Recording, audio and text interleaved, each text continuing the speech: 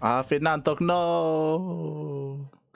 Already know that I can't watch Paco win today. Have to work, but he will win. Give Paco Mike your energy. He, unlike other weeks, Paco Mike, if you're a fan of Protoss, he is the biggest Protoss here.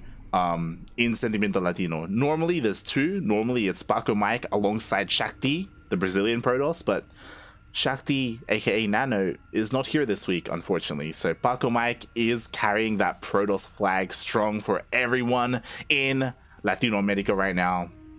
But before we get into that, we are here in our second series of the evening, and spawning in the bottom right hand corner of Lightshade LE, we have our Peruvian Terran player. He is purple, representing Rebirth Esports. It is Tavo. And spawning in the top left hand corner of Lightshade LE, a player who I have not been able to cast for a very long time, almost an entire year. He is returning to the CranKy Ducklings channel. He is here representing Death Zone Gaming. It is the Peruvian Zerg player. It is perhark.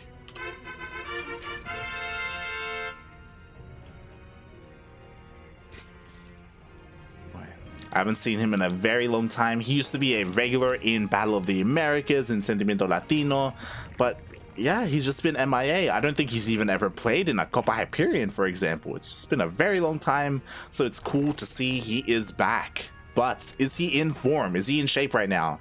Because now one of the young blood is ahead of him. perhark he's an old school player. He's been around for years. And ahead of him is one of the younger players. Someone who's a little bit newer to the scene. We have Tavo. Oh boy. Regardless, it's a TvZ. I love me some TvZ, and it's been a long time. Like, you know, what kind of Zerg are we gonna see? Are we gonna see like one of the newer meta Zergs? Is he gonna go Ling Bane into Hydras into Lurkers? We've been seeing a lot of that recently when it comes to the European Zerg players. I know Eric is very fond of that style as well. Or are we going to see something else entirely? Are we going to see a more old school Ling Bane Muta style? Are we going to see Ling Bane Hydra? Is he going to try and get into Ultras? Is the game even going to last that long? Is the big question. As okay, we do see the Overlords are crossing paths a little bit here on the other side of the map. We do see, so far, he has not attempted to take his third base. The Reaper is here to attempt to stop that, already getting one of the Lings. Ooh, not looking good so far. perhark needs to push away that Reaper and get that base up and running soon. There we go. I was a little bit concerned if he was trying to go for the one on to the south, but instead opts to the one over here on the right hand side, the triangular third instead. Interesting choice. I don't know if I like it necessarily, but he does get his third up. And that third base could be indicative of a few things, as the Reaper is being annoying, trying to get a worker, but the worker does turn into a Spore. And this could mean that perhark wants to be aggressive, may want to throw down a Roach Warren, and may want to go for a strong push. Again, because of this third base, you have kind of a head start when it comes to your creep spread, so you can spread your creep a little bit faster. But it is also more exposed to drops, and Tavo, he's a player who can drop, definitely. Meanwhile, ooh, one SCV does go down. The Lings do make it past this Reaper, so some damage gets done, and ooh, he even gets into the main. Wow. Gets in, scouts everything. He sees the 1-1-1. He sees the third CC before Starport. He knows that Tavo is going for a more economic-based opening. And now perhark has all the information he needs. He can drone up, he can tech up, he can do everything he wants. He knows there's no like Hellbat timing coming his way or anything crazy like that. Unfortunately, what he hasn't seen is that he hasn't seen this crazy fusion core. What? I would never have suspected a fusion core. Like, if I was in this game, I would scout this. Hey, he's going economically. I see no tech lab on the racks. There's no potential like switch for a Banshee. But like, never mind, because we have a fusion core on the way. We should see, there it is. The tech lab is on the way as well for that BC, and this could catch perhark completely off guard. Oh boy. Meanwhile, perhark is doing something very interesting himself. He is going for +1 melee. He's already done with the Baneling Nest because he's prioritizing +1 melee over +1 carapace. This tells me that he wants to be incredibly aggressive. He may opt to go for a big Bane bust. As like he even has some links set up here to the south side of the map. Again, a Bane bust is the thing that makes the most sense to me. Typically, when you want to go into a longer game and you want to be a little bit more defensive, carapace helps so much when it comes to like making sure your Banelings connect with the main army. But we'll see. Maybe he just prefers this upgrade first. I mean, again, with +1 melee, if you get a surround, you can clean up Hellions quite quickly. So there is a lot of potential here, but we'll see as the Hellions dive into the third base. This is a red flag. There's not a lot of drones here. He goes in, there's only 3 drones, a lot of damage gets done. Oh my god, Baneling speed isn't done. The Hellions, they can just kite this for days. This is devastating. At the same time, there is a bit of a Ling run by, but there's a full wall off. There are Hellions here, there's a repair. Tavo, he's completely fine at home. And I can't say the same for perhark because the Hellions, they dive in. There is a Baneling. As long as you kite, oh, the Baneling does connect. And enough time was bought. The Lings are coming out and maybe the Lings can clean up.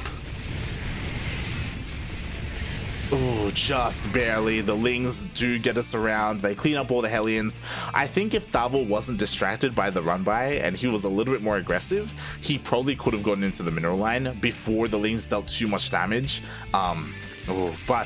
But in the end, perhark was able to defend. He is getting ready for that Baneling bust. He does already have +1 melee. At the same time, the BC does go across the map. There are a couple of queens, but oh, he's not responding correctly, and the queens are not coming here to the natural. Meanwhile, the Baneling bust is happening. What is there to defend? There are Hellions. The wall is not a wall. He doesn't need to connect, but he does use up his Banelings on the wall. The problem with that is that the Hellions are here to clean up the Lings. The Lings aren't going to find too much damage. We'll see how many SCVs go down. 0. Oh my god. Meanwhile, this BC is just going crazy. 15. This BC has 15 drone kills. Oh my god. Again, this BC completely blindsided perhark. He had no idea that it was coming. He had no idea about the 111. Well, he had no idea about the add-on on the starport or the fusion core, so much damage was dealt. This is nice. He needs to deal some kind of counter damage, but this is not enough. 2 SCVs? Boy, we have another Ring run by. Ooh, almost gets into the natural, but Tavo was on top of that depot, was on top of walling off his natural, and no damage was done whatsoever. Ay, ay, ay. This is not looking good. This is not good. Oh god. perhark, he needs to start his upgrades. He is trying to... So, a couple of interesting things. perhark is still not getting Baneling speed. He has Lair, and he is going straight into Spire. He is hoping, he's putting all of his hopes and dreams into the mutas right now. He is just banking up all that gas, trying to go into the mutas to catch his opponent off guard. And honestly, this could work. He hasn't really seen the production, but we have mech on the way for Tavo. Anti-air is very limited. The only anti-air are the BCs, really. So these mutas could find a lot of damage. But missile turrets are being thrown down, and as soon as the mutas reveal themselves, these tanks are going to turn into Thors. Like, we're going to have 3 triple Thor production, and that's going to shut down the mutas. So these mutas, they need to find some damage. Where can they find it? In the production? Oh my god, there's a ring of turrets here. Maybe in the natural, if he can take out the missile turret, or if he just focuses on SCVs, maybe he can get some damage done. This is looking scary. Blue Flame gets revealed. perhark should know that it's mech. He sees the tank line as well. Even though he hasn't seen the production, he should be aware. The BCs reveal themselves. Aye, a kill on the base. Oh god. At the same time, Hellion run by. Blue Flame Hellion at that. There is no carapace upgrades, there's no Baneling speed. These Lings are going to have a very hard time dealing with these Hellbats. Oh god, the mutas are going to do well defending, but the mutas reveal themselves, and immediately Thors are on the way. Right? Oh my god. And with Thors, Tavo can just shut this down. The BCs are coming in, they take out the Queen, they should be able to take out a Spore. Oh my god. BC 4 HP, just barely survives. Meanwhile, the other BC does get a Yamato off, does manage to escape. And again, perhark, he is hoping that these mutas will save him, will be his salvation. The mutas, they are looking to get counterattack, and we still only have 1 missile turret in the natural, so damage can be done. perhark can do something, but he has to avoid the Thors, he has to avoid the BCs. Oh no, he reveals himself too soon. I think they were on A move, so they just ran into the CC and started attacking it. Oh god, immediately loses 1 of the mutas. Meanwhile, he's trying to regroup his army, trying to find something, but he just keeps running into Thors, keeps running into BCs. Ling run by, nice, takes out a tank, takes out 2 tanks. Solid gets into the mineral line. These things paid for themselves. We got some slow banelings waddling in. They do find some connections, so perhark is dealing some damage, surprisingly, with, again, slow banelings and lings without upgrades, with only +1 melee. So really impressive what he was able to do, but the mutas haven't done anything yet, and he's still investing in them. Interesting. We see +1 range on the way. We also see an infestation pit. No hive, so this kind of tells me that he wants to go into Swarmhost. Swarmhost is not a bad answer. The problem is that there are already Thors, so it's a little bit difficult to make Swarmhost work. Interesting, he's actually making roaches. Huh. So he's going to be playing this out a little bit more standard, getting into roaches, but we'll see. The mutas, they take out 1 of the turrets, they take out 2 turrets, but they take a lot of damage. Oh my god, 1 more Thor volley and so many of those mutas would have gone down. perhark, he's just not finding it. Meanwhile, he's expanding, which, I mean, thankfully he's not neglecting his bases. He's taking a base to the north and to the south. Nicely done by perhark. But what's missing is the creep connecting them and the creep protecting them. Because of this, he has very limited scouting information. The BCs show themselves, Yamatos go off, take out a couple of mutas and just teleport home. Oh boy.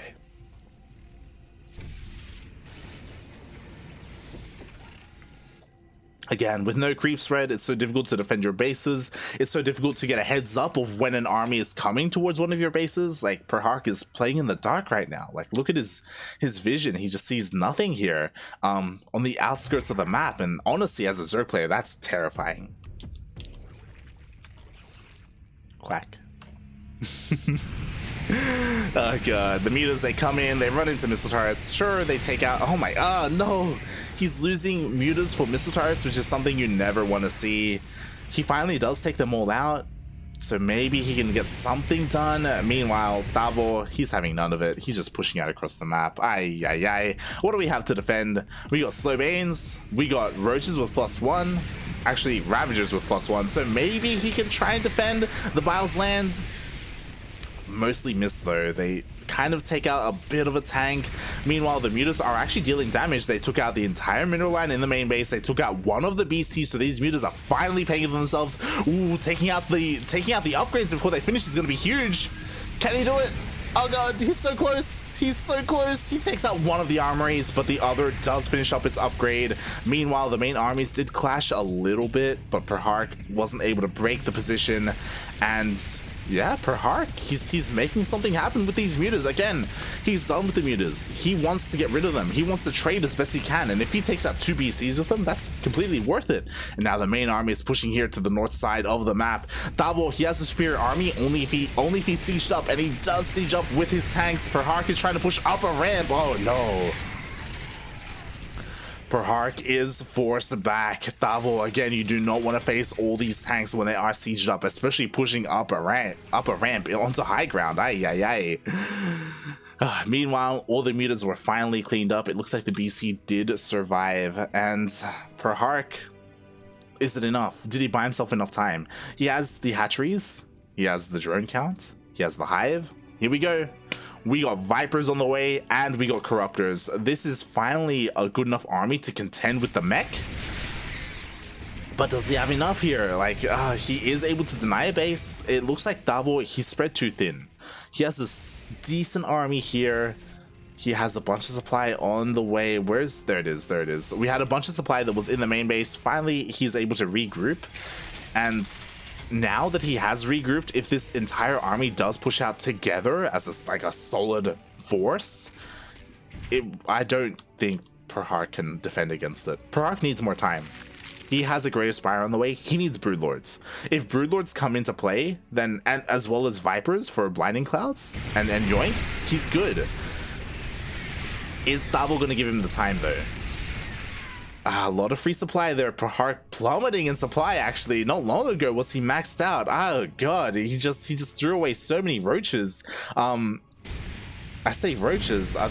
Okay, the Vipers are still alive. I was a little bit concerned. The Vipers are alive. Meanwhile, the Hellions do find this base. perhark doesn't have enough supply to really defend all his bases, so he loses all his drones. All the Ravagers are coming to defend. I say all the Ravagers. 7 Ravagers? 6, 7? Oh my god. It is not enough. So these Hellions, sorry, these Hellbats, they draw the attention of the army. This is a key time right now for Tavo to counterattack with his main army to the north. Unfortunately, he doesn't take it quite yet. I think he wants all his upgrades to finish. Like, he's still got +3 on the way. He's still got +2 armor on the way as well. I don't even know what upgrade this is. This is it's not Hyper 5 Rotors, I know that much. Oh my god.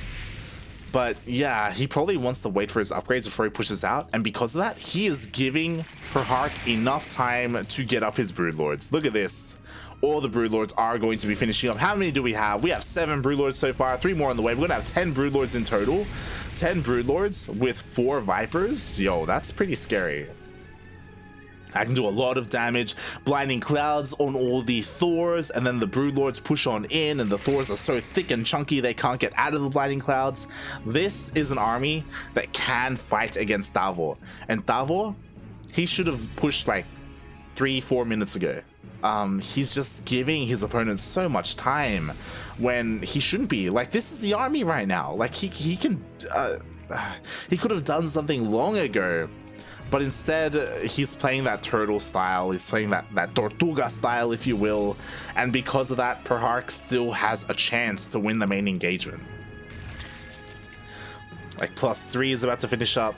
He has been neglecting his armor upgrades for his air units, which is pretty devastating, not gonna lie, but at least he is still working on them.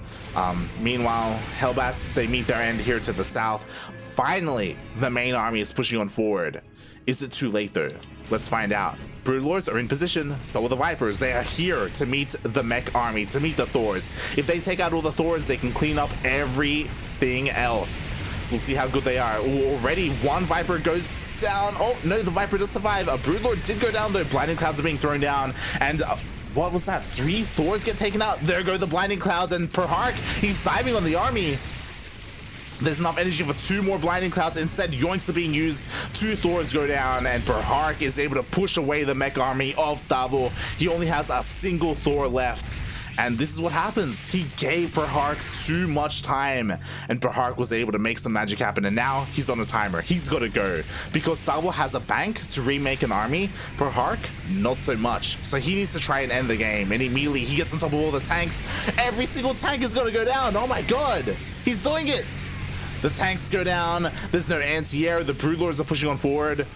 Speaking of anti-air, there's no Corruptors. This BC will eventually take out these Broodlords. The Viking even will take out the Broodlords, but there is still an army on the ground, and how much is Tavo going to lose before he cleans everything up?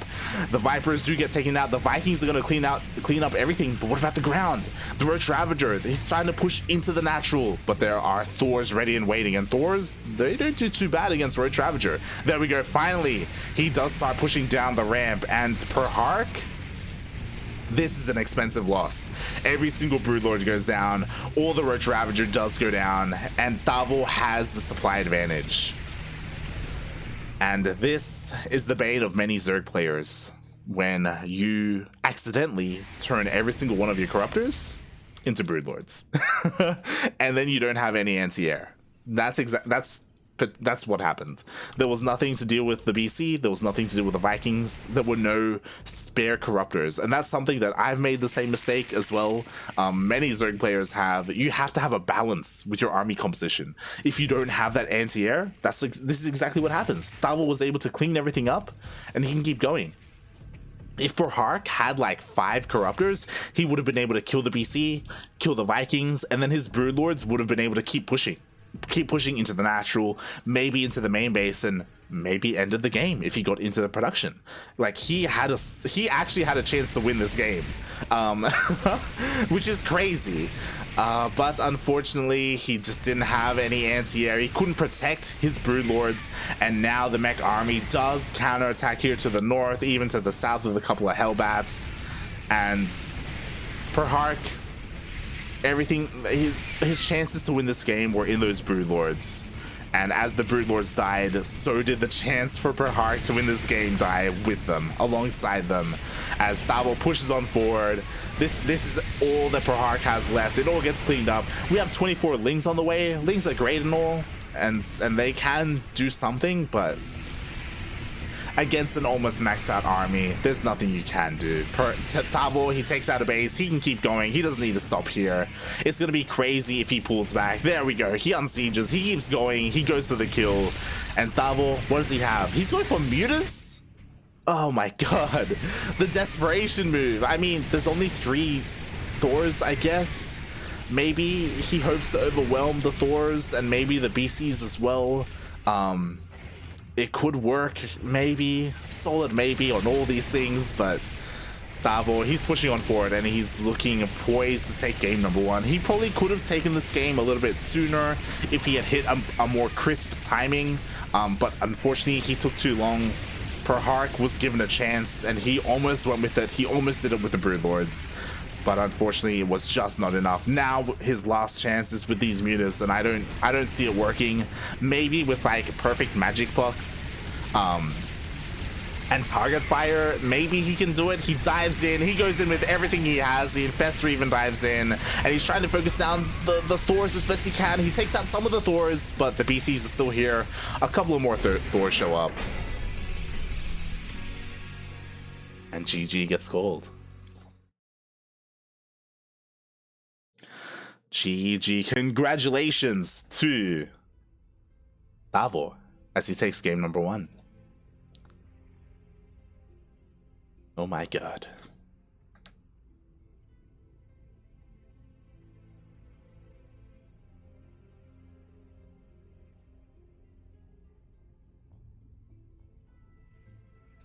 Sorry, I was drinking water.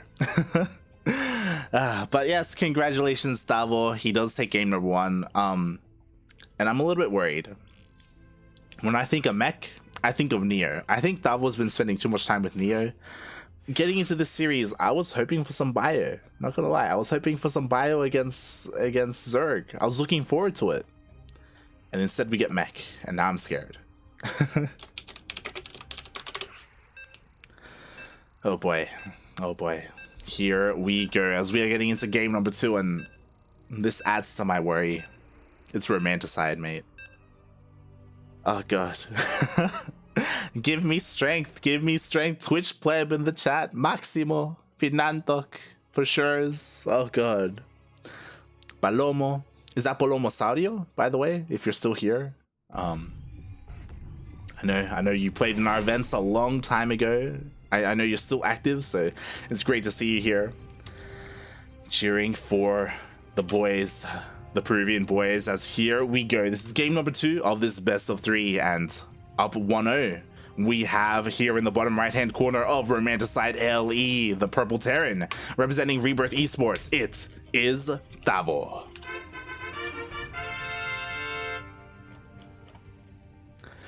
And spawning in the top left of Romanticide LE, we have the other Peruvian player. He is a Peruvian Zerg player who we don't see too often here on the channel, but he is returning. He is representing Death Zone Gaming. It is perhark.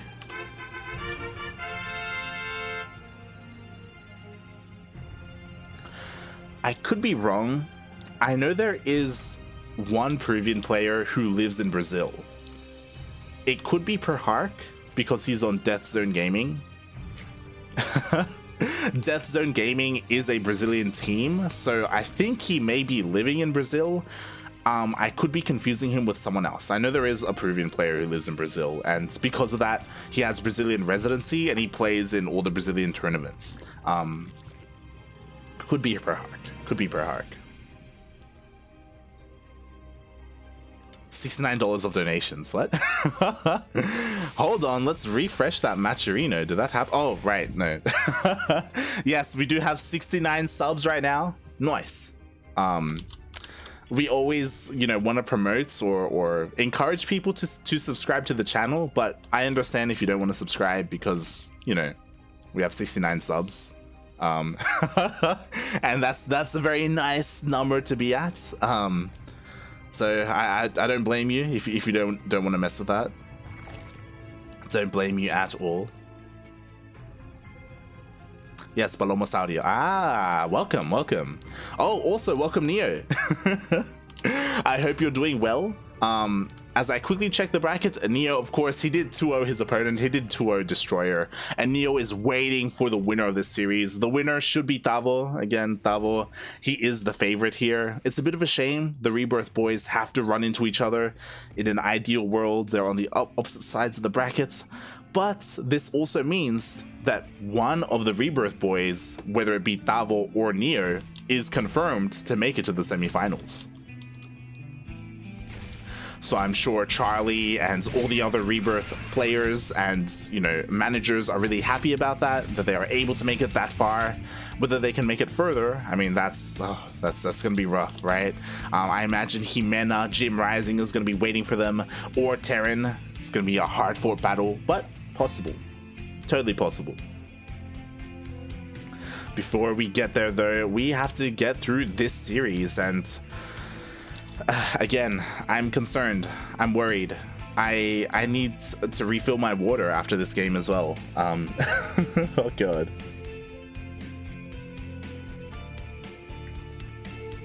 I'm concerned because we're on Romanticide. Romanticide, one of the most macro maps in the map pool. Oh my god, meanwhile, this thing run by takes out an SCV, takes out a mule, solid damage being done. Meanwhile, at the same time, the Reaper did make it into the main base. No damage was done. So these things, just like in the last game, were able to sneak past the Reaper of Tavo, were able to get into that mineral line, able to deal some damage. So nicely done by perhark, even keeping those things alive. Meanwhile, just like this is exactly like game number 1, Tavo goes for a 1-1-1, goes for a faster TC before the starport, and without any add-ons, he goes straight into the fusion core. If you're a Terran player out there, and if you're interested in this build, consider subscribing. Consider subscribing, because we do offer replay packs of every single tournament that we cast, except for ESL Open Cup. So we offer replay packs of Sentimiento Latino, of Battle of the Americas, of Copa Hyperion, Grand Platypus Open, and all the other events in between. So if you want replays of this, then yeah, consider subscribing if you want to play like Tavo. He has a very interesting style. Honestly, I haven't seen too many players do this. It does mean that the BC is a little bit later than usual, but maybe you want that because it's more unexpected. As there we go, the switch does happen.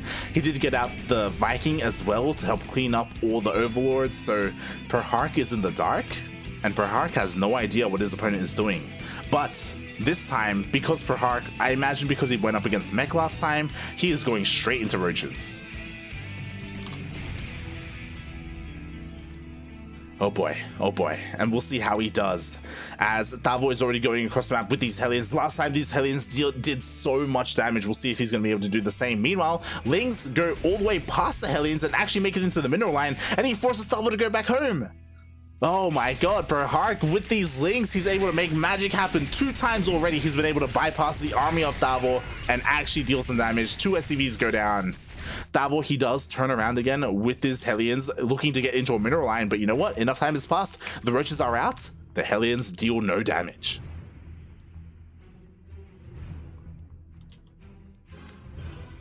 Oh boy. Meanwhile, Mary Jane. Love your commentary. Gracias. Thank you so much if you enjoy my commentary.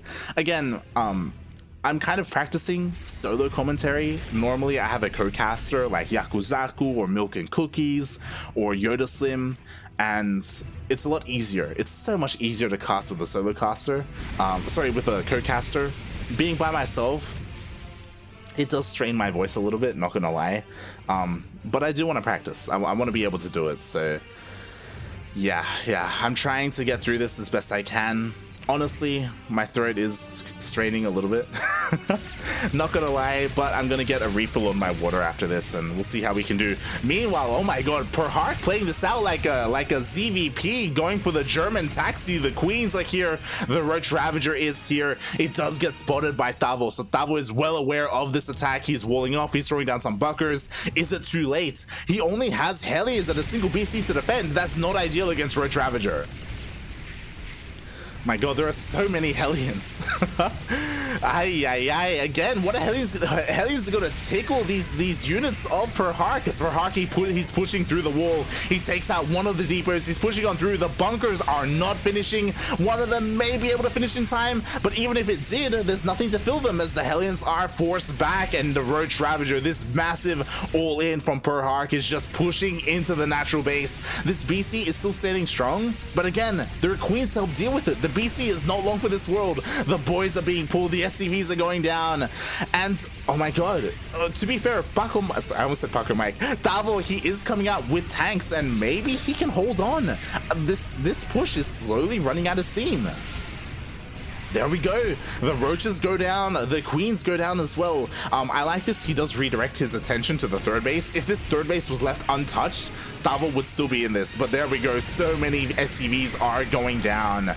No mining whatsoever at the third base. Tavo essentially reduced to one base economy. Not even. Barely one base. Half a base, really. But now I wonder. Can he counterattack? I mean, he does push the army back. He does force everything back home. He, if given time, he will be able to retake his bases. Tavo has a couple of options available to him. Like, if we look at the army, Tavo, he's ahead in terms of army supply. He has half the worker counts. Because he's playing mech, he can turtle up. I don't want him to, and I'm afraid to say this out loud. I don't want to give him ideas. The stream is on a 2-minute delay, but again, I don't want to put thoughts in his mind, but he could throw down some sensor towers, get a bunch of tanks, just siege up, slowly take a fourth base, and slow the game down, and get back into this. The other option is to go for an all-in. Right? Go across the map with your BCs, with your tanks, with your army advantage, and try to end the game. As we can see, that's not what Tavo's going for. He's looking to harass with his BCs, which makes sense. May even run into some mutas, but the mutas do miss him. And yeah, from here, he can slow the game down and crawl his way back in, right? Get another base, work on his SCV production, as long as he doesn't take too much damage. What's important is the BCs are across the map. This is his anti-air, and Tavo has not scattered the Spire. These mutas are going to come in, and nothing shoots up. This could end the game. The mutas dive in. BCs immediately teleport home. There is one Cyclone. The BCs are here. 3 SCVs go down. How much more damage can be done? Oh, but a couple more Cyclones are coming out. Tavo, he was aware of this. He was not neglecting his anti-air whatsoever, and even is able to pick off a couple of mutas. There it is. 3 mutas do get picked off. So Tavo, he defends. And again, he's slowly catching up. He's slowly working on his working on his worker count. What's scary? 8 more mutas on the way. This muta cloud is getting higher and higher. perhark, he's fully saturated on 3 bases. His 4th is done. He's maynarding his drones over to establish his 4th base. Like, his muta count is gonna get a little bit scary. Does Tavo have enough anti-air? He still has those 2 BCs. He's working on Cyclones. He has 1 Thor. You need a couple more, buddy. Like, he doesn't know what he needs to focus on, so he's still making tanks, which I don't blame him. Like, if to defend against roaches, you need tanks, but mutas are what he needs to be worried about. And immediately mutas come in. Oh god, he's trying to hug the missile turret. He's trying to keep it alive. The repairs aren't good enough for now, but where are the Thors? Get over here. God damn it, they're so slow. And even though the turret stays alive, so many SCVs have gone down. Aye, aye, aye. 11 SCVs fall. The turret does end up falling in the end as well. At the same time, we do have the BCs across the map, and they are dealing some damage, a surprising amount of damage, to be honest. The 7-8 drones go down. He has to be careful. He has to be ready to teleport. He cannot lose these BCs. And there we have it. If you recall, he lost 11 SCVs to the mutas, and he was able to kill 11 drones with his 2 BCs. And even managed to keep his BCs alive. So some nice damage done by Tavo. Some necessary damage done, by the way. Like, this is something that he needed to do to stay in this game. But is it enough? Because perhark, he's double expanding, taking more bases, taking his half of the map, just doing whatever he can. Oh my god, we even have drones coming out here for some reason. I don't know what the plan is here with this. Maybe a miss rally.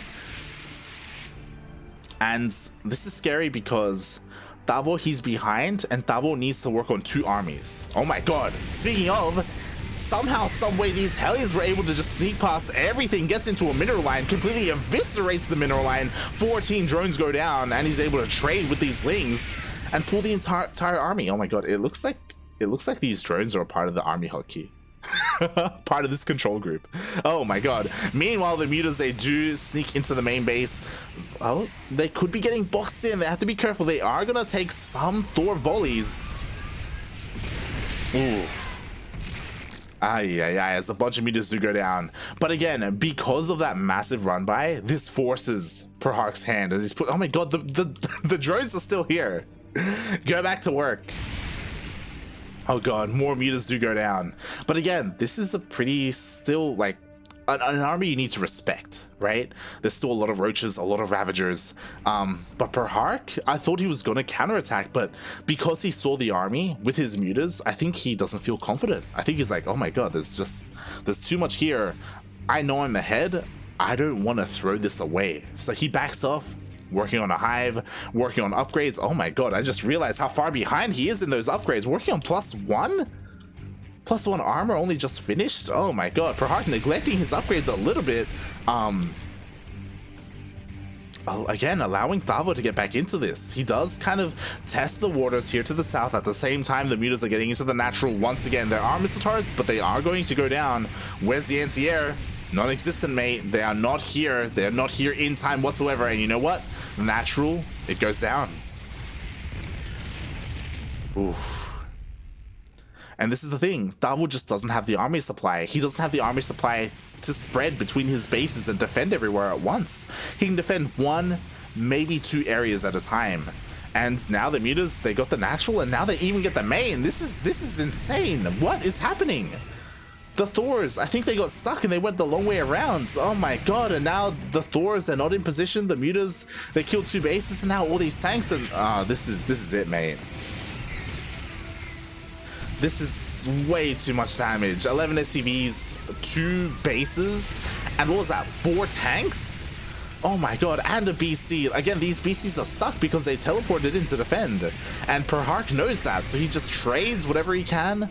Somehow 1 BC survives with 9 HP, but these are losses that perhark can afford, and these are losses that Tavo cannot. Like, that's it. And he's pushing out because he has to. He has to do something, or he's just dead, and he knows that. And he's pushing out now. We'll see how he does. The tank, sorry, the BC gets biled down. The mutas get into the main base again. Tavo cannot turn around. He needs to basically end the game. But I don't think he can. Oh god, we'll see. He's trying to, his army is just so slow. He's sieging up, he's being slowed down. perhark, he's doing such a good job at just like stemming the tide. Meanwhile, the mutas are just eviscerating everything at home. And the problem is that all perhark has to do is kill the Thors. If he kills all 3 of these Thors, the mutas can come back and clean everything up. Like, that's the win condition for perhark. Just kill the Thors, and there's only 3 left. I say 3 left, like 1. Like 2 of them are so close to going down. At the end of the day, G gets called. And perhark takes game number 2 and ties up the series.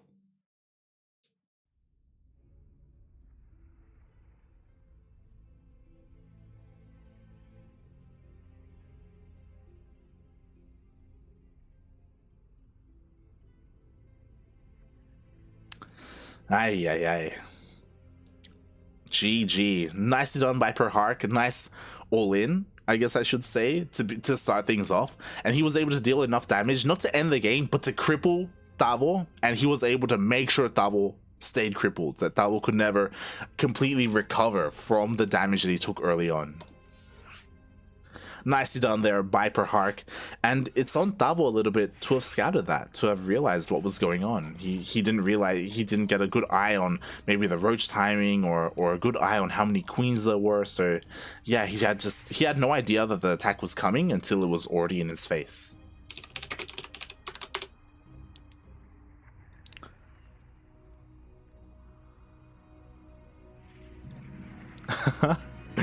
Meanwhile, as I catch up,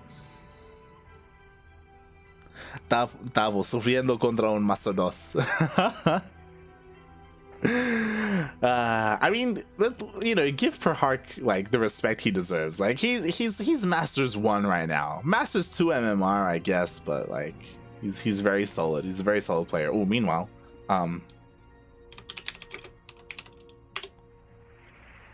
looks like I will be joined by Grizzly, the Spanish caster, as I just quickly update her on the score.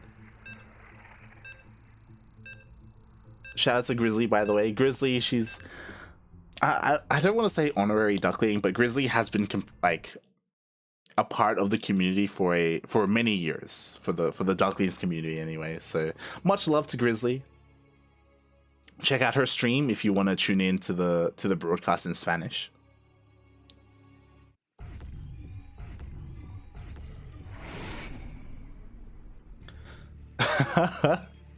Meanwhile, Neo is saying in the chat that he's going to activate his Ultra Instinct at any moment now. Of course, cheering for his Terran brethren. But before we get into that, we have to introduce our players. This is it. This is the ace match, and spawning in the top right-hand corner of Jagannatha LE, we have our Peruvian Terran player. He is purple, representing Rebirth Esports. It is Tavo.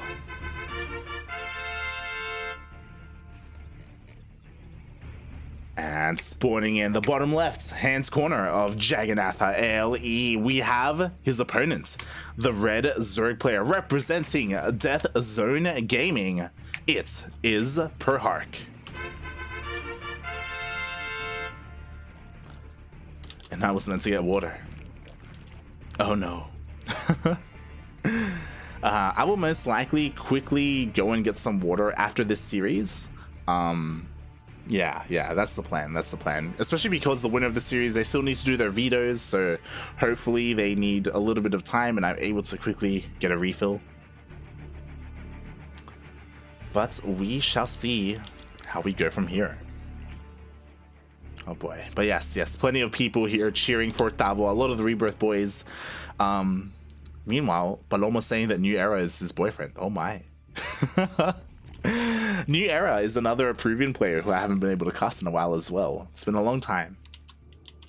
But again, plenty of Peruvian players in this tournament. Not just Peruvian, but also some Mexican players. Paco Mike is here. Jim Rising is here. We got Brazilian players in Teren and Eric. Speaking of, yo, let's have a look. It happened. I just refreshed the brackets.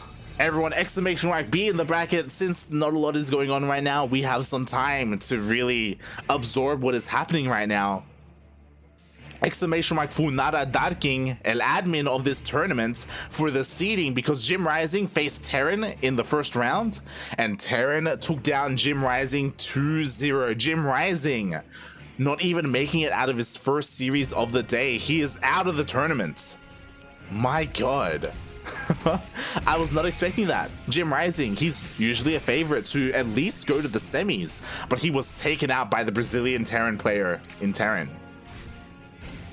And now this most likely means that Terran will be waiting in the semifinals for his opponents, whether it be Neo, Tavo, or perhark. So this is what I'm saying. Terran is a very strong player, and facing Jim Rising in the first round is absolutely insane. Meanwhile, once again, perhark, he's trying to sneak his lings across the map. This time, Tavo, he's on top of them. Instead of staying across the map and trying to deal some damage and trying to get a drone here or there, I think Tavo has realized that these lings, they pose a threat, a legitimate threat, so he needs to deal with them. He can't afford to lose a mule early on, so he does go home and he does clean them up. Meanwhile, let's have a look at any other upsets. Paco Mike, he's still working his way through the bracket, and so is Eric. So everything else pretty normal so far. Chaos Fate was able to 2-0 Roro, the Mexican Terran player, which I also expected. The winner right now, Ryu is going up against Chaos Fate, and honestly that could go either way. Ryu, the Street Fighter, El Italiano, is going up against El Borracho, Señor Chaos Fate, Geralt, which again, two of the best players in this bracket, not gonna lie. They are both incredibly scary, already facing each other in the second round. We'll keep an eye on it. Make sure we provide updates as soon as possible. Oh boy. But as this game is slowly progressing, once again, perhark playing this out pretty similar to game number 2. He has his lair on the way, he has his roach horn on the way, and I wouldn't be surprised if he goes for another roach queen attack. This is something that Tavo needs to be aware of. He needs to keep an eye on things, right? He sees so far that there is a roach horn. He should be aware that there is a lair on the way. Yes, no, he hasn't seen the lair quite yet, but he can assume he is going across the map with his Hellions to get that scouting information. More importantly, he needs a couple of units out on the map to scout those overlords go across whenever they do decide to, to go and to hit his bases. We see he's already preemptively setting up defensively. A bunker is on the way, so is a command center. What can a bunker really do? Oh my god, this is not a German taxi. This is a Nidus. It's a Polish subway. Oh my god. perhark with the all-ins, and again, this is what he needs to do. I think he knows that in a straight up game where he doesn't deal damage early on, he is not the favorite player. He needs to do something early on, and this is part of it. Nidus. My god, and Tavo has not scouted. He hasn't seen anything yet here in the natural. He has not scanned, and this is terrifying. When it comes to what units are in position, perhark, there it is. He's sending his overlord into the main. There is a depot, so Tavo does have vision. But again, he doesn't know that his attention needs to be there at home. Ay. Meanwhile, his Hellions are busy dancing with the roaches. We got more queens on the way. The queens are going to be looking to get into that Nidus as well. There we go. The Nidus is being filled up. We have 3, 4, 5, 6 queens in the Nidus, and there we go. It is on the way. Does Tavo see it? He quote unquote sees it, but he doesn't react. Oh no! No, the Nidus is going to finish. There it is, the Nidus does finish, the 6 queens do pop out, so do the lings, so do the roaches. Finally, Tavo does respond. He does have a BC, he does have a single tank. Oh, but Stim, puppy, repair. Oh my god, he does repair, but again, the queens and the roaches are pushing on in. Finally, everything does come home to defend, but is it going to be enough? That is the question. We do see he is pushing on through. The queens are not transfusing the roaches. The roaches are going down. Where's the transfuse, puppy? Please, perhark, transfuse. That's the point of the queens. Oh god. Finally, a transfuse does go down, but on a queen, not on the roaches. We do have a couple of spores. Spores are nice to help deal with the BC, but it's only a single BC. I don't know if spores are the best unit to make right now, best building to make right now. Oh my god, as we do have perhark trying to push on forward. Stim is going to finish up in a couple of seconds. Biles do land, but the Ravagers do fall. The spores are slowly pushing on forward. Stim is done. And now these Marines, these men with gun, they can stim and push on forward. All the roaches fall. All the queens are falling. Where are the transfuses? The transfuses were almost non-existent, and everything will get cleaned up.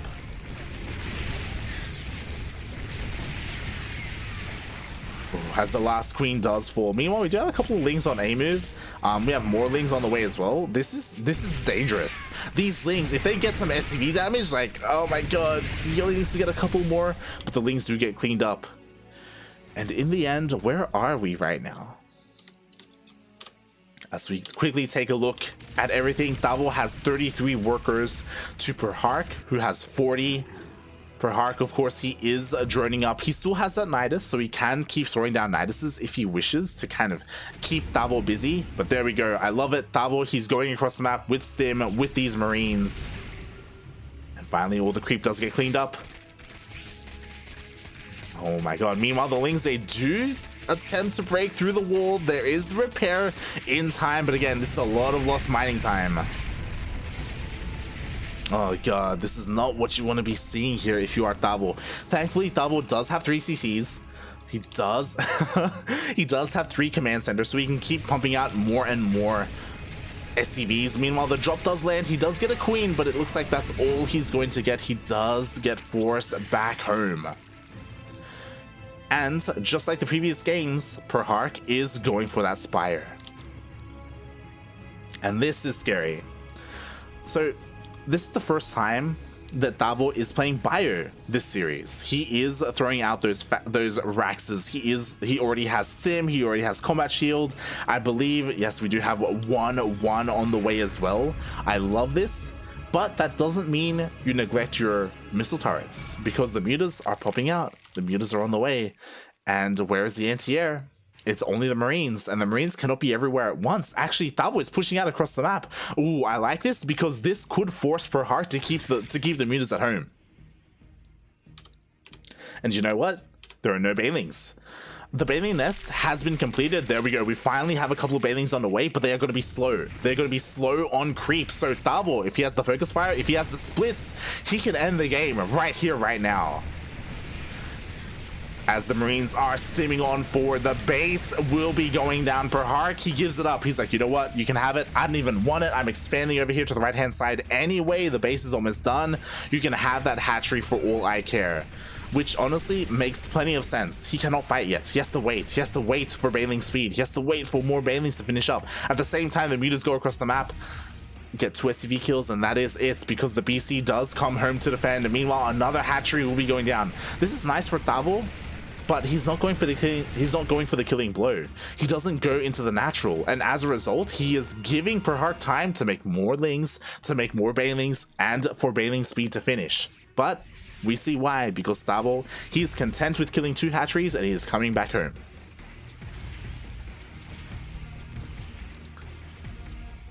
Oh boy, this is scary. Here we go. On the way home, he does get intercepted by the Lings and by the mutas. The tanks look like they're gonna go down. Oh my god, 1 tank. Ooh, the second tank just barely gets picked up by the medevac. Nicely done by Tavo. Such sick micro, able to keep it alive. And with that, Tavo is able to defend. Meanwhile, perhark, he does finish up his Baneling speed. Meanwhile, I'm a little bit concerned. He does have +1 melee. He has not started +1 carapace. He needs to get his upgrades on the way, otherwise he's gonna fall far behind. Meanwhile, perhark does spot the main army with his overseer. He does know where the Marines are. Meanwhile, he's sneaking past them. He's gonna try and hit the try and hit the third base with his mutas. He dives on top of one of the missile turrets, but the repairs are in time, and the BC is here to defend as well. At the same time, Lings, oh no, actually he turns around. He's gonna try and defend. Siege up. He does siege, but how good are the splits? Oh my god, he's gonna get surrounded. The Ling Bane does come in. Oh, the splits are not there, puppy. Oh god. There just weren't enough Banelings, but there were enough Lings and mutas, question mark, as yeah, everything will get cleaned up. That wasn't the best trade for perhark, but he survives. Honestly, if Tavo had pre-split, I think he would have been able to deal with the entire army, including these mutas, but it wasn't there. In the end, Tavo's army was cleaned up, and perhark is able to double expand. He takes 1 to the left, he takes 1 to the bottom right as well. He has plenty of hatcheries, but he's still hurting in terms of the economy. He's been focusing all of his lava production on his army, on Lingbane Muta. He hasn't had the chance to really drone up, and as a result, he only has 66 workers. Like, he is not in a really good in a good economic position whatsoever. Meanwhile, Tavo is keeping up. He is down in workers, but mules more than make up for it. There we go. 4th CC is finally on the way. However, perhark still has a chance to deal some economic damage with all of these mutants as they dive into the National. Where are the sensor towers? I just realized like Tavo has no heads up whatsoever of when they dive in, and the mutants, they take out the missile turret, they take out a couple of reinforcing marines, and they dive out. At the same time, this drop did kill the bottom right-hand patchery, so both players are going blow for blow. We do see Tavo is pushing in, but there's Ling Bane here to meet him. Ooh, nice pickups there. Not a lot of losses there for Tavo. He was able to take out a hatchery. At the same time, the mutants dive back in. There are some Widow Mines, so perhark does need to be careful with his unit control. There are a couple more Widow Mines on the way, but oh, he does delay the base, and he does snipe 2 Widow Mines. Nicely done by perhark. Another Widow Mine does get sniped as well, and now he dives on top of the BC. Oh my god. These mutants have just done so much for perhark. And again, as a reminder, perhark double expanded, so he still does have a couple extra bases. A scan does get thrown down. Tavo, he finds out about this base. He sees that it is mining. He knows that he has to do something against it, especially because his 4th wasn't just delayed. He forgot about it for a little bit there. Finally, it's being rebuilt. Oh my god, but there's so many mutants. Ay, ay, ay. He just right clicks and the missile turrets go down. There's no Widow Mines here to defend either. Missile turrets, Widow Mines, they keep coming up, but they just don't get a chance to burrow. Finally, one connection goes off. At the same time, the Bioforce is pushing across the map, but look at all this Ling Bane. Oh, he needs to split. He needs to split, and the Widow Mine shots have to be on point. Otherwise, this Bioforce will die. And he can't afford to let that happen, especially with the amount of mutants that there are. Ay, ay, ay. Borrow the Widow Mines, please. Borrow them. Oh my god. Here we go. The Banelings are getting ready to dive in. There are a couple of Widow Mines, but oh, they're not connecting. Oh god. The Banelings, they find the connections they need. They don't clean everything up, but they clean enough up. Enough for the mutants to just deal with anything that is remaining. Finally, a couple of Widow Mine shots do go off, but it's not enough. And now all of these medevacs are going to go down. I can't imagine them surviving this. We'll see. We'll see if he's able to make some magic happen. The mutants are here ready to catch the medevacs. The Ling Bane comes in.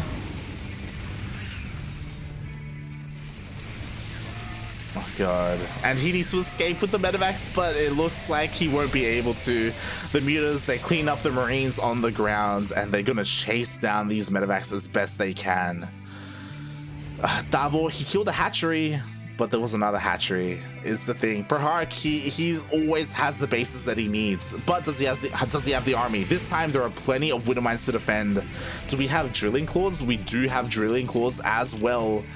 perhark, I think this is the best chance for Tavo. Defensively, I think Tavo, as long as the Widow Mine shots are on point, he will be able to hold on.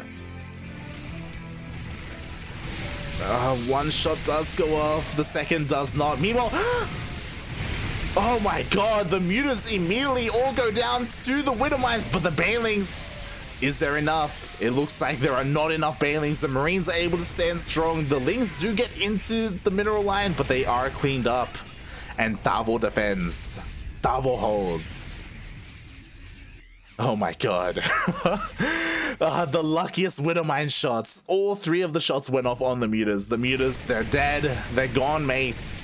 It's just man with gun against Ling Bane. Speaking of, that Ling Bane, still behind in upgrades. He only has +2 attack and +1 carapace. Meanwhile, Tavo has 3 Marines. Tavo can make some magic happen. Even if he doesn't split, he can trade more efficiently. Looks like he will be hitting this base. Ooh, can he kill all these workers as well? At the same time, a Nidus in the main.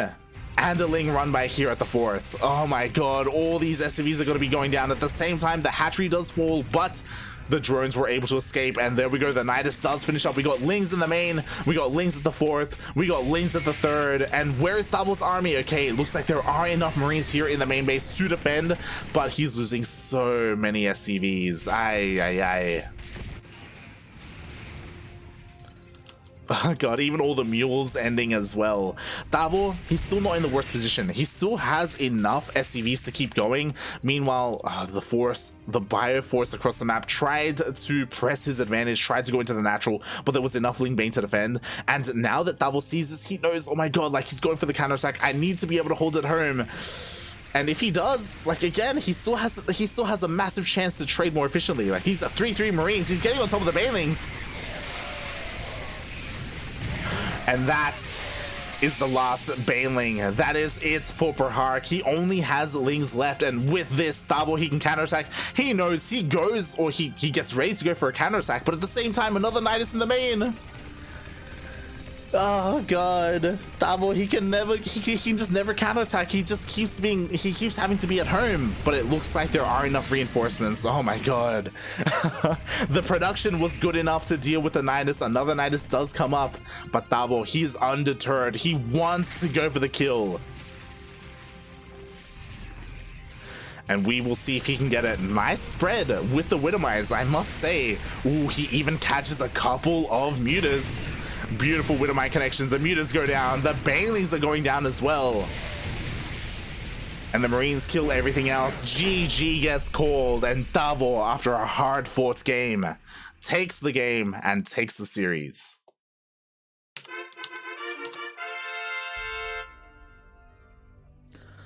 My god.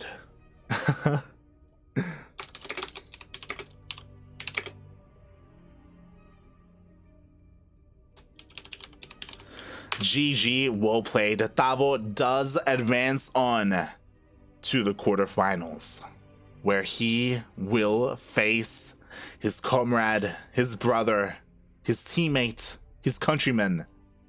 It is going to be Tavo versus Neo.